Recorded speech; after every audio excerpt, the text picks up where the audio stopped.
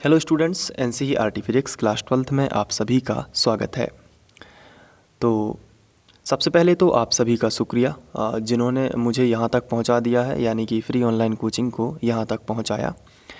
लगभग 8 लाख सदस्य होने वाले हैं।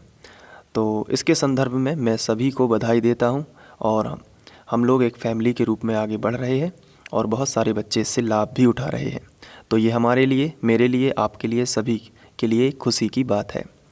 तो आज हम बात करेंगे अध्याय 5 में हमने कौन कौन से टॉपिक जो हैं पढ़ लिए हैं और कौन कौन से टॉपिक हैं जो रह गए हैं। तो उसी अनुसार, जैसे कि मैंने आपको नोट्स भी दिए हैं, आप में से बहुत सारे बच्चों को पता नहीं होंगे कि नोट्स कहाँ पे मिलेंगे। तो देखिए, मैंने आपके लिए एक छोटा सा प्रयास किया है। जो नोट्स आपको फ्री में मिल सकते हैं, बस आपको वेबसाइट पर विजिट करना है, यानी कि जो वेबसाइट का नाम है वो है notesbysandeep.com। तो अगर ये सर्च बॉक्स में आप टाइप करेंगे notesbysandeep.com तो आप हमारे होम पेज पर पहुंच जाएंगे। वहां से आप क्लास 12th के नोट्स डाउनलोड कर सकते हैं और रिवीजन के टाइम पर नोट्स काफ़ी कामगार होते हैं, इसलिए मैंने नोट्स भी बनाए हैं और हम लोग उसी अनुसार पढ़ भी रहे हैं। और हमारे चैनल फ्री ऑनलाइन कोचिंग पर उसकी प्लेलिस्ट भी बनी हुई है, जिसके अनुसार हम लगातार स्टडी कर रहे हैं और आगे बढ़ रहे हैं। तो मैं आपसे उम्मीद करता हूं कि आपका अध्ययन भी अच्छे से चल रहा होगा और जहां तक मैंने स्टडी करा दी है वहां तक के सारे वीडियोस आप देख चुके होंगे और उनका प्रैक्टिस भी आपने अच्छे से कर लिया होगा। तो आज हम देखते हैं कि अध्याय 5 में हमें कौन कौन से टॉपिक हैं जो हमने पढ़ लिए हैं और कौन कौन से ऐसे टॉपिक हैं जो हमें करना है। तो देखिए, हमने चुंबक के प्रकार एवं गुण, इसे हमने पढ़ लिया है। साथ ही साथ क्षण चुंबक, चुंबकीय बल रेखाएं और चुंबकत्व संबंधी कूलाम का नियम, ये भी हमने पढ़ लिया है। तो ये आपको क्रमानुसार प्लेलिस्ट में मिलेंगे, तो एक के बाद एक आप सभी चीज़ों का अध्ययन कर सकते हैं। इसके बाद हमने एक समान चुंबकीय क्षेत्र में द्विध्रुव पर लगने वाले बलाघूर्ण की गणना, ये भी हमने किया है। लेकिन इसके पहले मैंने द्विध्रुव को समझाया है, यानी कि चुंबकीय द्विध्रुव को हमने समझा था। और चुंबकीय द्विध्रुव के लिए अक्षीय स्थिति में और निरक्षीय स्थिति में मैंने व्यंजक भी करवाए हैं। तो यहाँ पे फ़ायदा ये है कि नोट्स में भले ही अक्षीय निरक्षीय स्थिति नहीं दी गई है या मैंने नहीं जोड़ी है, लेकिन वो ठीक विद्युत के अनुसार ही है, तो मैंने समझा तो दी है। प्लेलिस्ट में वो वीडियोस हैं दोनों, अक्षीय स्थिति के लिए और निरक्षीय स्थिति के लिए, तो आप देखकर लिख सकते हैं या उसको कवर कर सकते हैं।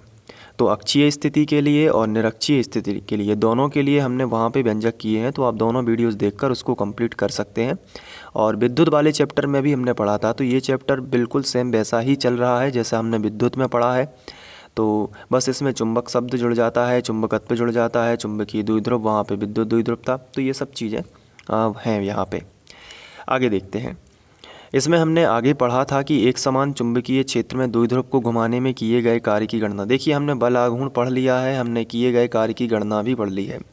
साथ ही साथ स्थितिज ऊर्जा जो है, यानी कि चुंबकीय क्षेत्र में दंड चुंबक की स्थितिज ऊर्जा की गणना भी हमने की है। तो ये तीनों के तीनों व्यंजक हमने विद्युत में भी किए हुए थे।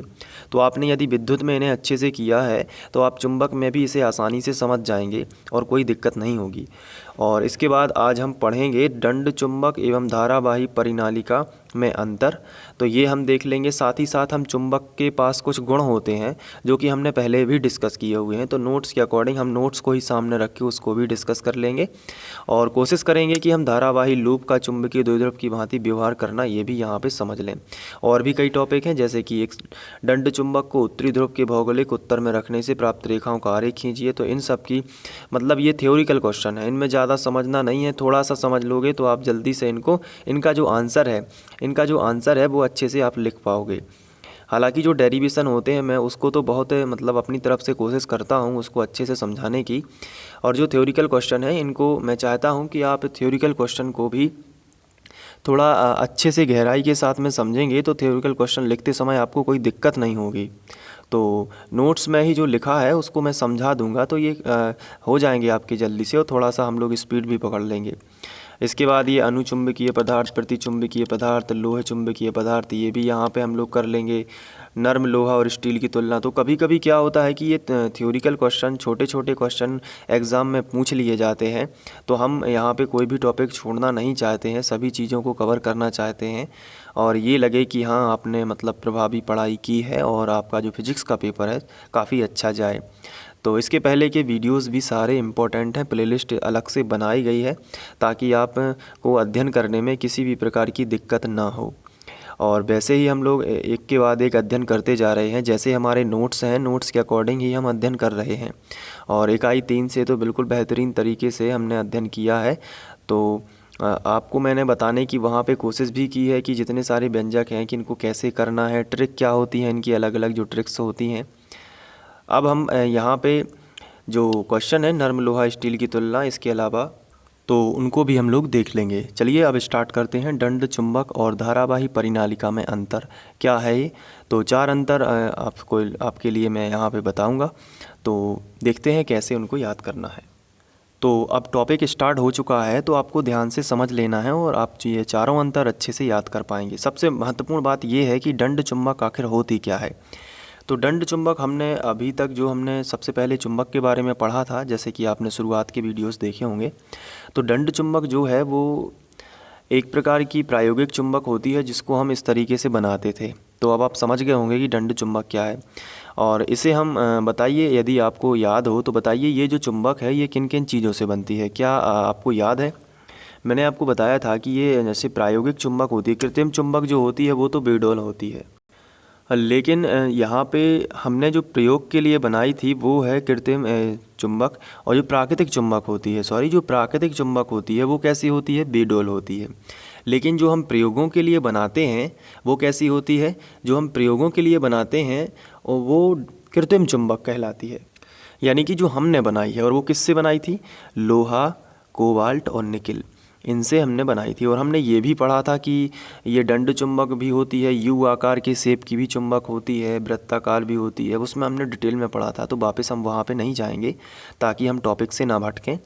तो दंड चुंबक इस तरीके की होती है, और ये चूँकि हम प्रयोगों के लिए बनाते हैं, आयरन, कोबाल्ट और निकिल, इन तीनों की हेल्प से, तो ये एक चुंबक बन जाती है। तो इसमें हमने ये भी पढ़ा है कि सबसे ज़्यादा चुंबकत्व इसके ध्रुवों पे होता है, यहाँ पे और यहाँ पे ये होता है। और ये इसका जो चुंबकत्व है वो भी मतलब स्थायी होता है, मतलब एक बार चुंबक बन गई तो इसके पास चुंबकत्व रहेगा और ये चुंबक जैसा व्यवहार करेगा। समय के साथ ये ऐसा नहीं होता है कि इसका चुंबकत्व समाप्त हो जाए, इसमें चुंबक रहेगा, यानी चुंबकत्व का गुण, दूसरे चुंबक को खींचने का गुण इसके पास रहेगा। तो वो हम ये कह सकते हैं कि हमने चुंबक बनाई तो इसका चुंबकत्व स्थायी है, यानी कि इसमें चुंबक का गुण रहेगा। चलिए ठीक है, अब थोड़ा सा ये समझ लेते हैं कि धारावाही परिनालिका क्या होती है। तो धारावाही परिनालिका भी हम बनाते हैं, यानी कि ये भी कृत्रिम है, लेकिन धारावाही परिनालिका जो होती है इसमें थोड़ा सा अंतर है, इससे भी चुंबकीय क्षेत्र उत्पन्न होता है।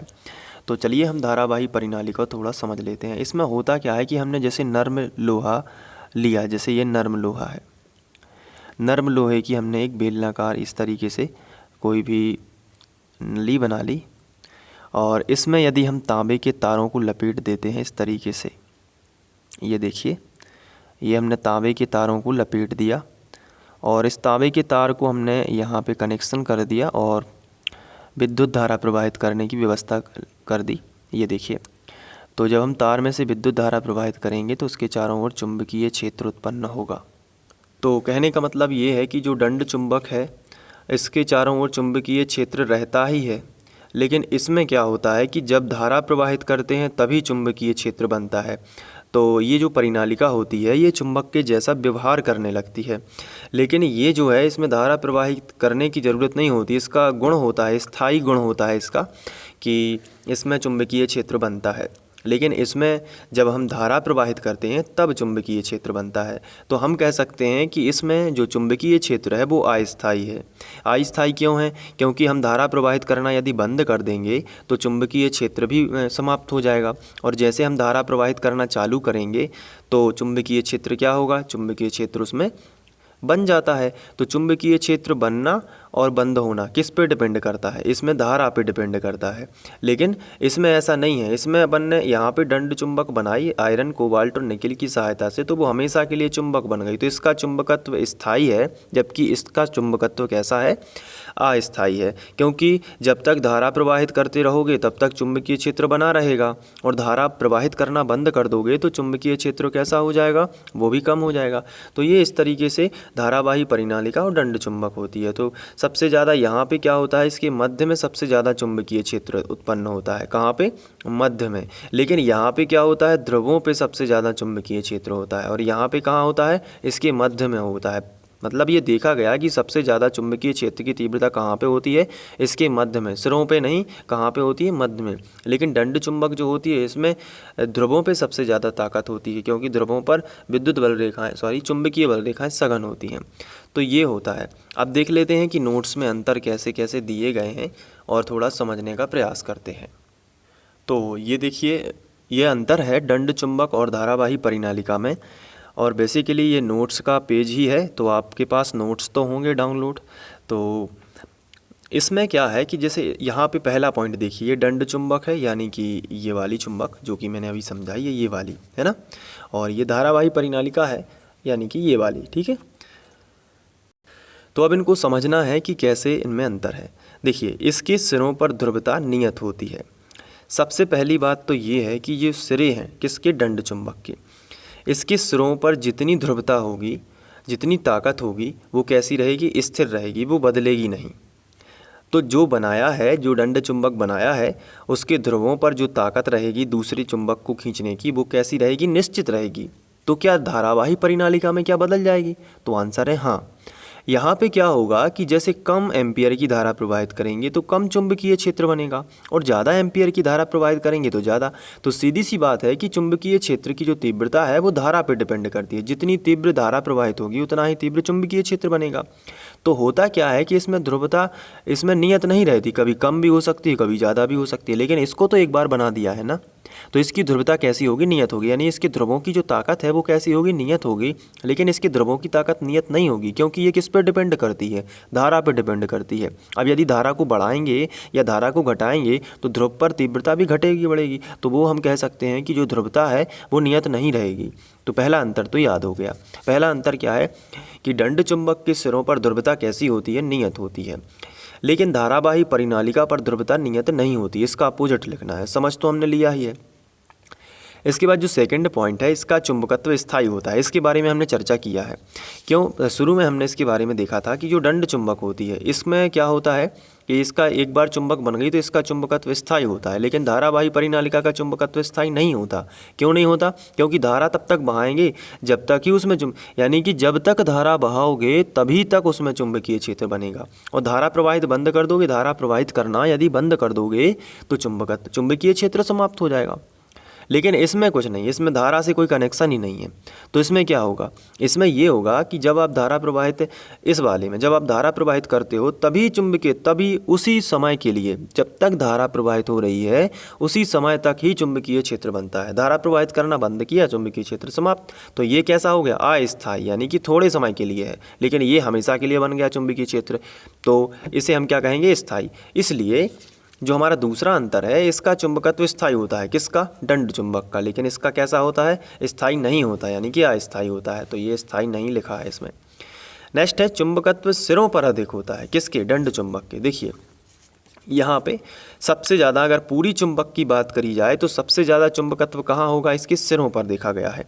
लेकिन ऐसा धारावाही परिनालिका में नहीं है। सबसे ज़्यादा चुंबकत्व इसके सिरों पर ना होकर इसके मध्य में देखा गया है। तो ये वाला पॉइंट हमने पहले भी डिस्कस किया हुआ है। आगे देखते हैं, इसके चुंबकत्व को बदला नहीं जा सकता। सही बात है, यहाँ पे एक बार यदि दंड चुंबक बन गया तो उसके चुंबकत्व को हम नहीं बदल सकते। लेकिन धारावाही परिनालिका के चुंबकत्व को बदल सकते हैं। क्यों? क्योंकि ये धारा पे डिपेंड है। अगर ज़्यादा एम्पियर की धारा प्रवाहित करेंगे, ज़्यादा परिमाण की धारा प्रवाहित करेंगे तो क्या होगा, उसका चुंबकत्व और ज़्यादा बढ़ जाएगा। तो ये जो डिपेंड करता है धारा पे, तो इसको हम अदल बदल कर सकते हैं, लेकिन इसको नहीं कर सकते, क्योंकि ये एक बार हमने बना दी है। लेकिन ये किस पे डिपेंड कर रही है, ये धारा पे डिपेंड कर रही है। तो इसलिए यहाँ पे लिखा है कि इसके चुंबकत्व को बदला नहीं जा सकता। तो सही बात है, दंड चुंबक के चुंबकत्व को नहीं बदल सकते क्योंकि ये एक बार बन चुकी है। लेकिन धारावाही परिनालिका के चुंबकत्व को क्या कर सकते हैं, बदला जा सकता है। क्यों? क्योंकि धारा पे डिपेंड कर रही है। धारा को अदल बदल करेंगे तो उसका चुंबकत्व भी ना इधर उधर होगा। तो ये हमने अंतर कर लिए। तो आप इसका स्क्रीनशॉट भी ले सकते हैं, और अगर आपके पास नोट्स ऑलरेडी डाउनलोडेड हैं तो फिर कोई टेंशन की बात नहीं है। तो उससे आपकी जो अध्ययन है वो अच्छा चलता है। और एक बार और ध्यान रखना है कि जो सभी चीज़ें हैं, जितनी चीज़ें होती जा रही हैं, इनको आप अच्छे से दोहराते जाइए, अच्छे से करते जाइए और अपनी तरफ से पूरी कोशिश करिए ताकि ये बहुत अच्छे से हो पाए। देखिए नेक्स्ट क्वेश्चन जो नोट्स में दिया गया है, इसको हमने पहले वीडियो में डिस्कस किया हुआ है, तो ये क्वेश्चन बीच में आ गया है, तो थोड़ा सा बस डिस्कस करेंगे, आपको समझ में आ जाएगा। क्वेश्चन सबसे पहले क्या देख लेते हैं, चुंबक के कोई 4 गुण लिखिए। ये हमें क्वेश्चन पूछा गया है कि चुंबक के कोई 4 गुण लिखिए। तो देखिए सबसे पहले हमें पता है कि चुंबक चुंबकीय पदार्थों को आकर्षित करता है, जैसे कि लोहा कोबाल्ट निकेल ये चुंबकीय पदार्थ हैं, तो इनको क्या करता है, आकर्षित करता है, तभी तो चुंबक है ना। अगर हम इसे स्वतंत्रता पूर्वक लटका देते हैं, हवा में इस तरीके से लटकाते हैं किसी रस्सी से बांधकर, इसी दंड चुंबक को मान लीजिए, अगर हम इसे किसी रस्सी से बांध देते हैं, ऐसे यहाँ पे हमने रस्सी से बांध दिया, तो ये हमेशा उत्तर दक्षिण दिशा में ठहरेगी। क्या ठहरेगी, चुंबक। तो इसका ये गुण है, क्योंकि हमारी पृथ्वी के भी चुंबकीय ध्रुव होते हैं, उत्तरी ध्रुव और दक्षिणी ध्रुव। तो पृथ्वी जिस दिशा में ये नॉर्थ होगा, ये वाला, उसे हम उत्तरी ध्रुव इसलिए कहते हैं क्योंकि ये उत्तर दिशा में रुकता है, और ये से हम दक्षिणी ध्रुव क्यों कहते हैं, क्योंकि ये दक्षिण दिशा में रुकता है। तो ये सब चीज़ें इसमें होती हैं। अगला टॉपिक, इसमें अगला पॉइंट है कि चुंबक के समान ध्रुव एक दूसरे को प्रतिकर्षित करते हैं। तो उसी तरीके से है जैसे हमने आवेश पढ़ा था अध्याय 1 में कि भाई समान आवेश एक दूसरे को क्या करते हैं, प्रतिकर्षित करते हैं, और विजातीय आवेश एक दूसरे को क्या करते हैं, आकर्षित करते हैं। यानी प्लस माइनस यदि होगा, यानी अलग अलग 2 आवेश हैं प्लस माइनस, तो वो एक दूसरे को क्या करेंगे, आकर्षित ही तो करेंगे। अगर प्लस प्लस है तो वो एक दूसरे को क्या करेंगे, अगर एक धन का है आवेश दूसरा धन का है, तो वो एक दूसरे को क्या करेंगे, प्रतिकर्षित करेंगे। ठीक उसी तरीके से यदि उत्तरी ध्रुव के पास यदि कोई उत्तरी ध्रुव लाएंगे, जो कि हमने फर्स्ट वीडियो में अच्छे से समझा है, उत्तरी ध्रुव के पास यदि उत्तरी ध्रुव लाएंगे तो एक दूसरे को क्या करेंगे, प्रतिकर्षित ही तो करेंगे। अगर उत्तरी ध्रुव के पास दक्षिणी ध्रुव लेकर आएंगे तो वो एक दूसरे को क्या करेंगे, आकर्षित करेंगे। तो ये तो समझने वाली बात है, बिल्कुल सिंपल सी बात है। नेक्स्ट है कि चुंबक प्रेरण द्वारा चुंबकीय पदार्थ उत्पन्न होता है। देखिए चुंबक में प्रेरण द्वारा चुंबकीय पदार्थों में चुंबकत्व उत्पन्न कर देता है। देखिए जैसे नर्म लोहा है, नर्म लोहे के पास यदि कोई हम चुंबक लेकर जाते हैं तो नर्म लोहे में भी चुंबकत्व के गुण देखे गए हैं। तो ये चुंबक का एक खासियत है कि चुंबक जो है दूसरे जो चुंबकीय पदार्थ है, जैसे कि नर्म लोहा, ये लोहा ही तो है, चुंबकीय पदार्थ है, तो अगर हम लोहे को चुंबक के पास रखते हैं तो लोहे में भी चुंबक जैसे गुण आ जाते हैं। तो ये एक हम लिख सकते हैं कि ये भी एक चुंबक का गुण है। तो इस तरीके से हमने क्वेश्चन नंबर 6वां और क्वेश्चन नंबर 7वां किया है, और आप इसी श्रृंखला में बने रहिए। हम लोग 8वां 9वां क्वेश्चन भी आगे करेंगे जो कि नोट्स में है, मैं आपको दिखा देता हूँ। ये देखिए 8वां क्वेश्चन है, चुंबकीय प्रेरण से आप क्या समझते हैं। तो वैसे यहाँ पे हम इसको देख सकते हैं कि चुंबकीय प्रेरण है क्या। देखिए इसी में देख लेते हैं, नर्म लोहे को या नर्म लोहे की कोई छड़ है, चुंबकीय प्रेरण मतलब एक चुंबक के द्वारा दूसरे किसी चुंबकीय पदार्थ में हम क्या करेंगे, चुंबक बनाएंगे उसको। तो देखिए चित्र के माध्यम से मैं इस भाषा को सजीवता लाने की कोशिश करूंगा, यानी कि ये भाषा जो थोड़ी सी आपको समझ में आने लगेगी। देखिए जैसे ये नर्म लोहे की कोई छड़ है, किसकी है ये, नर्म लोहे की। तो नर्म लोहा हमने यहाँ पे इस तरीके से बना लिया। अब यदि इसके पास हम कोई चुंबक लेकर आते हैं तो देखा ये गया है, जैसे हमने यहाँ पे चुंबक लेकर आए तो ये भी चुंबक जैसा बन जाती है। जैसे इसका ये पास वाला सिरा दक्षिणी ध्रुव बनेगा और ये दूर वाला सिरा उत्तरी ध्रुव बन जाता है, तो ये भी चुंबक ही बन जाती है। ऐसा क्यों होता है, क्योंकि यहाँ पे नॉर्थ पोल है, तो नॉर्थ से क्या होगा, साउथ के सभी चुंबकत्व वाले गुण इसके पास आ जाएंगे, जैसे प्लस माइनस में होता था, आवेशों में जैसे होता था। और ये नॉर्थ को रिपेल करेगा, तो ये नॉर्थ वाले सभी जो गुण हैं जो इस तरफ चले जाएंगे, यानी उत्तरी ध्रुव के सभी गुण इस तरफ चले जाएंगे और दक्षिणी ध्रुव के सभी गुण इस तरफ आ जाएंगे। तो ये चुंबक जैसा व्यवहार करेगा, यही यहाँ पे लिखा है। थोड़ा सा हम शॉर्ट में पढ़ेंगे। यहाँ पे देखिए, यदि नर्म लोहे की छड़ को, इसको है ना, नर्म लोहे की छड़ को किसी चुंबक के पास, यानी चुंबक के एक ध्रुव के पास इस प्रकार लाते हैं। थोड़ा पूरा कैमरे में नहीं आ रहा, लेकिन मैं आपको पढ़ के बता दे रहा हूँ यहाँ पे, तो आप समझ जाओगे। देखिए, यदि नर्म लोहे की छड़ को किसी चुंबक के एक ध्रुव के पास इस प्रकार लाते हैं कि वह स्पर्श ना करे, यानी टच नहीं करवाना है, केवल दूर रखना। देखिए इतना गैप रखा है ना, तो क्या लिखना है, यदि नर्म लोहे की छड़ को किसी चुंबक के एक ध्रुव के पास इस प्रकार लाते हैं कि वह स्पर्श ना करे, तो वह छड़ भी यहाँ पे अस्थायी रूप से चुंबक बन जाती है, यानी कि ये जो छड़ है ये भी कैसी बन गई, चुंबक बन गई। लेकिन यहाँ पे एक महत्वपूर्ण बात याद रखना है कि ये अस्थायी रूप से बनी है चुंबक, अगर हम इसको दूर ले जाएंगे तो ये वापस से नर्म लोहा हो जाएगा। छड़ के उस सिरे पर जो चुंबक के पास है विजातीय ध्रुव बनता है। देखिए यहाँ पे ये लिखा है कि छड़ का वो ध्रुव जो चुंबक के पास है वो विजातीय बनेगा। विजातीय का मतलब ये देखिए नॉर्थ है तो नॉर्थ का उल्टा क्या होगा, साउथ, तो ये हो गया ना विजातीय। तो छड़ का वह सिरा जो चुंबक के पास है वो विजातीय ध्रुव बनेगा। देखिए वही लिखा है कि छड़ के उस सिरे पर, यानी कि इस पर जो चुंबक के पास है विजातीय ध्रुव बनेगा। जो चुंबक के पास है, जैसे चुंबक के पास ये ध्रुव है तो ये उसका विजातीय बनेगा, यानी यहाँ पे उत्तरी ध्रुव है तो यहाँ पे क्या बनेगा, दक्षिणी ध्रुव बनेगा। अब यदि चुंबक हटा लेते हैं तो चुंबकत्व क्या हो जाता है, समाप्त हो जाता है। बस यही बात यहाँ पे लिखी है कि यदि हम इस चुंबक को हटा लेंगे तो चुंबकत्व क्या हो जाएगा, समाप्त हो जाएगा। और इस घटना को चुंबकीय प्रेरण कहते हैं। तो उम्मीद है कि ये आपको याद हो जाएगा, ऐसी कोई बड़ी बात नहीं लिखी है, सब आपको समझ में आती हैं। अब इतनी चीज़ें तो आपको समझ में आएंगी क्योंकि आप शुरुआत में अच्छे से पढ़ चुके हैं। क्योंकि कोई भी अध्याय शुरू करने से पहले जब तक आप उसे शुरू से एक के बाद एक नहीं देखोगे तब तक आपको अध्याय समझ में नहीं आता। तो इसलिए ज़रूरी होता है, जैसे आपने कुछ बच्चों ने शुरू से यदि अध्ययन किया है तो आपको पूरी बातें समझ में आती होंगी। तो किसी भी चैप्टर को शुरू करिए, बस शुरुआत से ही उसको शुरू करिए। ऐसा नहीं कि 20 से किया, क्योंकि आप इम्पोर्टेंट क्वेश्चन के चक्कर में यदि 20 से उठाते हैं तो बहुत सारी चीज़ें हो सकता है आपको समझ में ना आए। कभी कभी ऐसा भी हो सकता है कि अगर आपने पहले कभी पढ़ी हैं तो आ भी जाता है समझ में, लेकिन अगर आपने बिल्कुल नहीं पढ़ा है तो आप 20 से पढ़ोगे तो फंस जाओगे। उससे क्या होगा कि बहुत सारी ऐसी चीज़ें होती हैं जो पहले हो चुकी हैं, जिनको मैं यहाँ पे केवल मेंशन करता हूँ।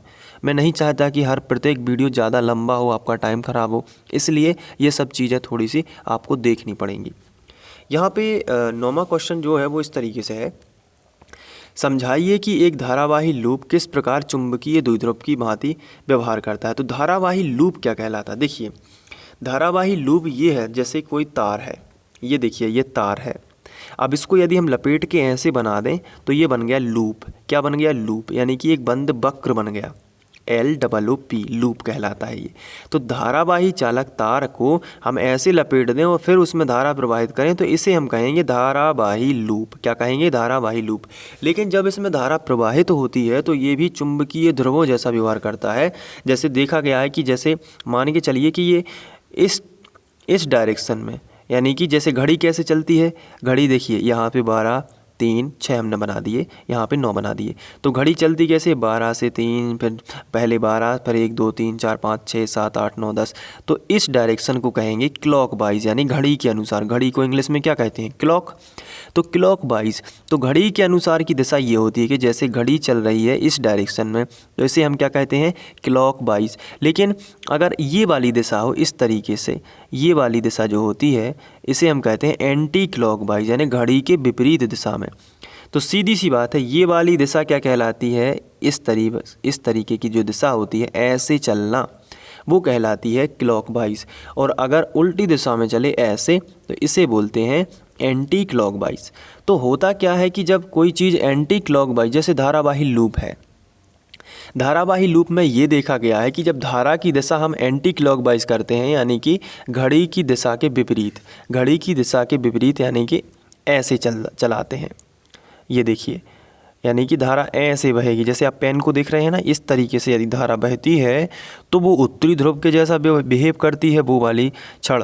और ऐसा कैसे पता चला, क्योंकि जब चुंबक को लाए तो उसने क्या किया, जैसे चुंबक के उत्तरी ध्रुव को इसके पास लेकर आए तो और धारा कैसी बहा रहे हैं, एंटी क्लॉक, यानी कि घड़ी की दिशा के विपरीत में यदि हम धारा बहा रहे हैं। तो देखिए मैं इसको अलग से यहाँ पे बताता हूँ। ये देखिए धारावाही मान के चलिए लूप है। अब इसमें धारा कैसे बहा रहे हैं, धारा हम बहा रहे हैं इस डायरेक्शन में। तो ये क्या है, ये घड़ी की दिशा के विपरीत है, ऐसे धारा बहा रहे हैं। तो देखा गया है कि ये उत्तरी ध्रुव के जैसा व्यवहार कर रही है ये धारावाही लूप। पता कैसे चला, पता इसलिए चला क्योंकि जब हम किसी चुंबक के दंड चुंबक के उत्तरी ध्रुव को यहाँ पे लेके आते हैं तो ये उत्तरी ध्रुव को दूर धकेल देती है। तो इसका मतलब है दूर कब धकेलती है, जब समान आवेश हो या समान ध्रुव हो, तो यहाँ पे उत्तरी ध्रुव होगा तभी तो ये ऊपर धकेल रही है। लेकिन अगर हम इसी में धारा की दिशा को बदल देंगे, इसी लूप में धारा की दिशा को बदल के हम क्लॉकवाइज करेंगे, यानी कि ऐसा कर देते हैं इस तरीके से, तो अब उत्तरी ध्रुव को पास लेकर आते हैं तो उत्तरी ध्रुव इसमें आकर्षित होता है।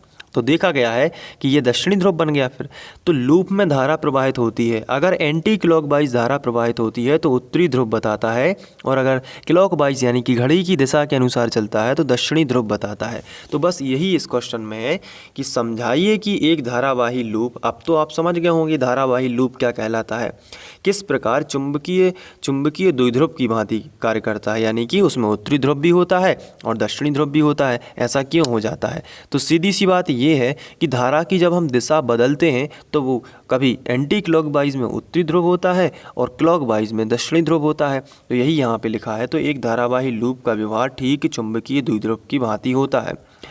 लूप के जिस सिरे से देखने पर धारा का प्रवाह लूप में एंटी क्लॉकवाइज होता है। देखिए साफ साफ लिखा है एंटी क्लॉकवाइज होता है, लूप का वह सिरा उत्तरी ध्रुव की भांति व्यवहार करता है। अभी मैंने यही बात समझाई है। तथा लूप के जिस सिरे से देखने से धारा का प्रवाह लूप में दक्षिणावर्त प्रवाहित होता है तो वह सिरा दक्षिणी ध्रुव की भांति व्यवहार करता है। ये चित्र भी बने हैं, देखिए ये एंटी क्लॉकवाइज है ना, इस तरीके से, तो ये नॉर्थ पोल की भांति व्यवहार करेगा, और ये इस तरीके से बना है तो ये साउथ पोल की भांति व्यवहार करेगा। तो ध्यान रखिए एंटी क्लॉकवाइज यानी कि नॉर्थ और क्लॉकवाइज यानी कि साउथ। एंटी क्लॉक यानी कि नॉर्थ, घड़ी की दिशा के विपरीत यानी कि एंटी क्लॉकवाइज, और उसमें कौन सा ध्रुव बनेगा? उत्तरी ध्रुव, और क्लॉकवाइज होगा तो यानी घड़ी की दिशा के अनुसार होगा तो दक्षिणी ध्रुव बनेगा। तो ये होता है इस तरीके से आंसर। अब इसका जो क्वेश्चन है इसका अथवा भी पूछा जा सकता है, यानी कि ये जो क्वेश्चन है इसको बदल के भी पूछा जा सकता है, जो कि नोट्स में नीचे मेंशन किया गया है। कैसे प्रदर्शित करोगे कि एक धारावाही लूप चुंबकीय द्विध्रुव यानी कि दंड चुंबक की भांति व्यवहार करता है? तो बदल के यदि क्वेश्चन आता है तो भी आपको वही लिखना है। तो बड़ी चीज़ नहीं है, क्वेश्चन को समझ लीजिए एक बार, फिर उसको याद कीजिए तो ज़्यादा अच्छे से आपको समझ के याद करोगे तो ज़्यादा समय तक याद रहेगा, अच्छे से समझ में भी आएगा। तो ये हो जाता है। इसके बाद 10वां क्वेश्चन जो है वो है चुंबकीय क्षेत्र से आप क्या समझते हो? इस जो है इसकी माप किस प्रकार की जाती है, इसका मात्रक और विमीय सूत्र लिखिए। देखिए ऑलरेडी नोट्स अपलोडेड हैं, तो नोट्स तो आपके पास होंगे ही, और नोट्स यदि आपके पास में हैं तो आप ये सब चीज़ों को आसानी से समझ सकते हैं।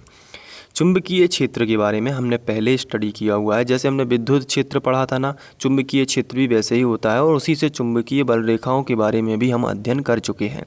ये बीचों बीच क्वेश्चन आ गया है, लेकिन इसके आने के पीछे भी कारण है, क्योंकि जब हम क्वेश्चन मेकिंग करते हैं तो किताब से देखते हैं तो उसमें एक के बाद एक हमने क्वेश्चन लिए, तो ये बीच में इसलिए आ गया।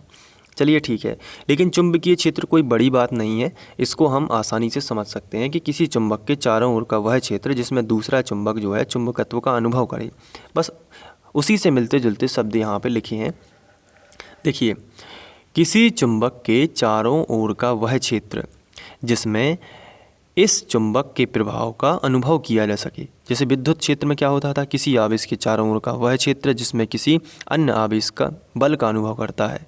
बस वैसे ही लिखना है कि किसी चुंबक के, जैसे ये दंड चुंबक है तो इसके चारों ओर एक क्षेत्र बनता है जहाँ पे इसके चुंबकत्व का अनुभव किया जा सके। जैसे कोई चुंबक रख दी तो उसमें आकर्षण प्रतिकर्षण बल का अनुभव होता है। तो क्यों होता है? क्योंकि वो चुंबकीय क्षेत्र में रखा है। तो चुंबकीय क्षेत्र आखिर होता क्या है? चुंबक के चारों ओर का क्षेत्र, तो वही तो लिखा है ना, ये किसी चुंबक के चारों ओर का वह क्षेत्र जिसमें एक चुंबक के प्रभाव का अनुभव किया जा सके, चुंबकीय क्षेत्र कहलाता है। अब इसके बारे में थोड़ी सी बातें और हैं कि किसी बिंदु पर चुंबकीय क्षेत्र की तीव्रता उस बिंदु पर रखे काल्पनिक एकांक उत्तरी ध्रुव पर लगने वाले बल के बराबर होती है। जो कि बल हम यहाँ पे मान के चलते हैं कि कोई काल्पनिक उत्तरी ध्रुव होगा, हालांकि ये असंभव है क्योंकि हम पढ़ चुके हैं कि अकेला ध्रुव नहीं होता। लेकिन हम कल्पना करते हैं कि अगर कोई उत्तरी ध्रुव होगा तो उस पर जो बल लगेगा वो चुंबकीय क्षेत्र जो बल लगता है वो असल में होता F बराबर m/b होता है। तो यहाँ पे लिखा है कि किसी बिंदु पर चुंबकीय क्षेत्र की तीव्रता, अगर हमें किसी भी पॉइंट पर चुंबकीय क्षेत्र की तीव्रता निकाल ली है तो हम क्या करेंगे, उस पर जो बल लगता है काल्पनिक एकांक उत्तरी ध्रुव पर लगने वाले बल के बराबर होती है। देखिए मात्रा क्या होता है चुंबकीय क्षेत्र का। देखिए अगर हम बात करें CGS पद्धति की, देखिए CGS पद्धति की बात करें तो छोटे मात्रक होते हैं गॉस या ऑस्टेट, और SI पद्धति की बात करें तो होते हैं वेबर प्रति मीटर स्क्वायर या फिर टेस्ला होता है SI सिस्टम में। और यहाँ पे गॉस और टेस्ला में थोड़ा सा संबंध भी बताया गया है, या न्यूटन प्रति एम्पियर गुणित मीटर भी हम इसको बोलते हैं, कि कितने बराबर 10⁴ बराबर होता है 1 न्यूटन प्रति एम्पियर गुणित मीटर। तो ये एक फंक्शन है जो आपको याद रखना है, न्यूमेरिकल टाइप है। और चुंबकीय क्षेत्र की जो तीव्रता है या चुंबकीय क्षेत्र है उसका विमीय सूत्र mL0 T-2 A-1 होता है। तो ये असल में हमने कैसे निकाला इसके बारे में थोड़ा सा देख लेते हैं, और साथ में ये मात्रक कैसे आया ये भी देख लेते हैं। ये चुंबकीय क्षेत्र का मात्रक है। तो देखिए हमने यहाँ पे अभी अभी देखा कि बल लगता है F बराबर m इंटू बी। तो B चुंबकीय क्षेत्र है, तो अगर हम F बटे m कर दें तो हो जाएगा क्या B। ये m क्या है, ये ध्रुवता है, किसकी, चुंबकीय ध्रुव की ध्रुवता है। ये यहाँ पे द्रव्यमान बिल्कुल भी नहीं है, ये क्या है, ध्रुवता है चुंबकीय क्षेत्र की। और यदि इसके लिए आप थोड़ा सा ध्यान रखेंगे कि जो ध्रुव प्रबलता है वो, अगर जैसे हम जानते हैं कि किसी में धारा प्रवाहित करते हैं तो उसके चारों ओर भी चुंबकीय क्षेत्र बनता है, और जिससे किसी भी पॉइंट पर, जैसे मान के चलिए यहाँ पे चुंबकीय क्षेत्र बना, अगर एकांक लंबाई में धारा प्रवाहित करेंगे तो जो चुंबकीय क्षेत्र बनेगा वो उसी के बराबर होता है 1 m ध्रुव प्रबलता के बराबर, यानी कि एकांक ध्रुव प्रबलता के लिए हम लिखेंगे। तो अगर ये सब नहीं भी आता है तो आप यहाँ पे एक चीज़ लिख सकते हैं कि बल F के लिए होता है बल, नीचे ध्रुव प्रबलता के लिए आप लिख सकते हो धारा गुणित लंबाई, एकांक लंबाई के लिए तो धारा गुणित लंबाई, ये होगा ध्रुव प्रबलता के लिए। इस अगर ये आपको छोटी सी बात पता है तो ही आप इसको जल्दी से कर पाएंगे, नहीं तो आप बड़ी इक्वेशन में फंस जाएंगे। तो ये छोटी सी आप या तो ट्रिक समझ लीजिए या चाहे जो भी आप समझें। तो बल बटे धारा गुणित लंबाई करेंगे तो बल के लिए क्या होता है, न्यूटन, और नीचे आ जाएगा धारा के लिए एम्पियर, और गुणित यानी कि मल्टीप्लाई, और लंबाई के लिए मीटर होता है। तो आप लिख सकते हैं इसका मात्रक न्यूटन प्रति एम्पियर गुणित मीटर, और इसी के आधार पर विमीय सूत्र भी बना सकते हैं। और विमीय सूत्र के लिए मैं आपको बता देता हूँ कि कैसे बनाना है। तो जैसे कि यहाँ पे आपने ये लिखा, न्यूटन का होता है mL/T-2 क्योंकि बल का है, और धारा के लिए होता है आवेश गुणित समय यानी कि ये T, और लंबाई का क्या होता है L। तो L से L कैंसिल हो जाएगा यानी कि L 0 बचेगा, और यहाँ पे बाकी चीज़ें ऊपर पहुँच जाएंगी। तो m T 1 की घात है, ऊपर चली जाएगी तो 1 -1 हो जाएगा, और -2 पहले से है तो हो जाएगा T-3। और L चूँकि लिखना पड़ता है तो L तो 0 ही है क्योंकि L तो कैंसिल हो गया, और A की बात करें तो A सिंगल 1 है तो A-1, और यही यहाँ पे लिखा है। देखिए आप m L0 T-3 और A-1। तो इस तरीके से चुंबकीय क्षेत्र का विमीय सूत्र। इसके बाद थोड़ा सा एक क्वेश्चन और यहाँ पे हम इसी में कर लेते हैं ताकि थ्योरी वाले क्वेश्चन हो जाएं और हम फिर से डेरिवेशन करें, यानी कि अध्याय को आगे बढ़ाएं। तो थोड़ा सा स्पीड अप करने के लिए हम यहाँ पे इन चीज़ों को कर लेते हैं। कुछ नहीं, इसमें छोटी छोटी बातें हैं जिनको समझना बस, और यहाँ पे हम आंसर लिख देंगे। क्वेश्चन ये है कि एक दंड चुंबक को उत्तरी ध्रुव को भौगोलिक उत्तर में रखने पर प्राप्त रेखाओं का आरेख खींचिए तथा इस आरेख पर उदासीन बिंदुओं की स्थिति दिखाइए। तो देखिए यहाँ पे एक दंड चुंबक है, आप चित्र में देखते हैं। तो दंड चुंबक रखने से हम लोहे का चूर्ण भी इस्तेमाल करते हैं, कुछ भी, तो इस तरीके की लाइंस बनती हैं। तो यहाँ पे हम लिखेंगे कि जब लोहे या जब चुंबक का क्षैतिज तल पर इस प्रकार रखा जाता है, चुंबक को होना चाहिए यहाँ पे, जब चुंबक को क्षैतिज तल पर इस प्रकार रखा जाता है कि उत्तरी ध्रुव भौगोलिक उत्तर दिशा में, ये उत्तरी ध्रुव भौगोलिक उत्तर मतलब जिस दिशा में पृथ्वी का भी उत्तर हो वहाँ पे हम रखते हैं, और साथ में भौगोलिक उत्तर दिशा में रखेंगे तो दक्षिणी ध्रुव अपने आप दक्षिण में हो जाएगा। तो कंपास क्षेत्र रेखाएं खींचने पर चुंबक की निरक्षीय स्थिति में दोनों ओर उदासीन बिंदु प्राप्त होते हैं। देखिए यहाँ पे ये जो पॉइंट है ये होते हैं उदासीन बिंदु, ये वाले पॉइंट आपको दिख रहे होंगे, ये कौन से बिंदु होंगे, उदासीन बिंदु होंगे। यानी कि इस पॉइंट पर चुंबकीय क्षेत्र की तीव्रता नहीं होती, यानी शून्य होती है। तो बिंदु से बराबर बराबर दूरी पर, ये देखिए बराबर बराबर दूरी पर निरक्षीय स्थिति यानी कि ऐसी वाली डायरेक्शन में, ये कहलाती है अक्षीय स्थिति। तो निरक्षीय स्थिति में उदासीन बिंदु मिलते हैं। तो ये क्वेश्चन हो सकता है पूछ लिया जाए, इसलिए मैंने यहाँ पे शामिल कर दिया है। तो ये डायग्राम आपको बनाना है और वो उसी तरीके से है, चुंबकीय बल रेखा जैसे हमने बनाई थी उसी तरीके से है, तो ये बनेगा। अब थोड़ा सा यदि हम इसमें डिटेल से समझें तो यहाँ पे यदि हम चुंबकीय सुई लाते हैं, कंपास भी बोलते हैं उसको, तो अगर हम चुंबकीय सुई यहाँ पे लेकर आते हैं छड़ के पास में, ये छड़ है या कोई भी लोहे की छड़ या दंड चुंबक है, तो यहाँ पे यदि हम चुंबकीय सुई लेकर आते हैं तो अलग अलग बिंदुओं पर हम लेकर आते हैं। जैसे हम यहाँ पे लेकर आए और उसके बाद हमने देखा कि चुंबकीय सुई विच्छेदित हो गई और हमने इसे हटा लिया। यदि हमने इसे NS को यानी कि दंड चुंबक को हटा लिया तो वापस अपनी अवस्था में आ जाती है उत्तरी ध्रुव दक्षिणी ध्रुव में। लेकिन कोई ना कोई ऐसे ऐसे कई पॉइंट होते हैं जहाँ पे यदि हम कंपास को रखते हैं यानी चुंबकीय सुई को रखते हैं और फिर हम दंड चुंबक को शीघ्रता से हटा लेते हैं यानी जल्दी से हटाते हैं, फिर भी वो अपनी स्थिति जल्दी से नहीं बदल पाती। तो ऐसे जो पॉइंट होते हैं उन्हें हम उदासीन बिंदु कहते हैं। तो बड़ी बात नहीं है, उदासीन बिंदु केवल वही बिंदु है जहाँ पे कंपास में जो सुई है वो अपनी प्रारंभिक अवस्था में शीघ्रता से नहीं आती है छड़ को हटा लेने के बाद भी। तो ये निरक्षीय स्थिति में मिलते हैं। तो इस तरीके से क्वेश्चन नंबर 11 भी कंप्लीट हो जाता है। इसके बाद क्वेश्चन नंबर 12 हम लोग नेक्स्ट वीडियो में करेंगे और 13, 14, 15 और इस अध्याय को ख़त्म कर देंगे। उम्मीद है कि यह वीडियो आपको पसंद आया होगा। तो मिलते हैं नेक्स्ट वीडियो में। Thank you.